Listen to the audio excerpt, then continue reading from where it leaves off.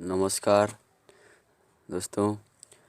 आज मुई आपण मन लगे गोटे दुकान रे उड़िया लेटर लिखवारटा वीडियोटे और वीडियो मैंने आप भल के देखुन केन्ता लेखा हेसी उड़िया लेटर और केन्ता डिजाइन कले केन्ता अक्षरटा भल लगसी देखवार लगी से जिसटा मुई आपण के देखुन आके भल करी और ध्यान देकर देखुन केते चाप कलर दियासी केना कलर दियासी अपना दिसवा जे लेखिक पहला ये जिनिस मैंने पहला लेखिक गोटे कलर रे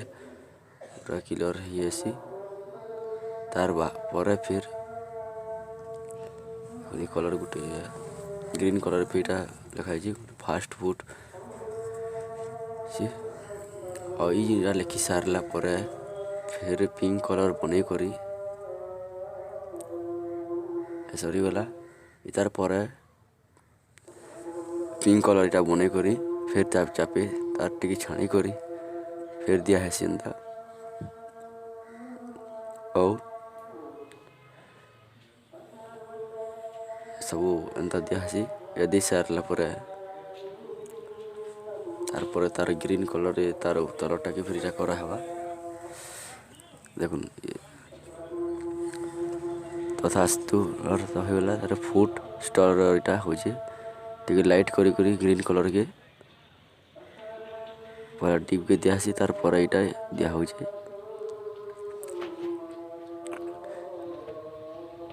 लाइट कलर के देला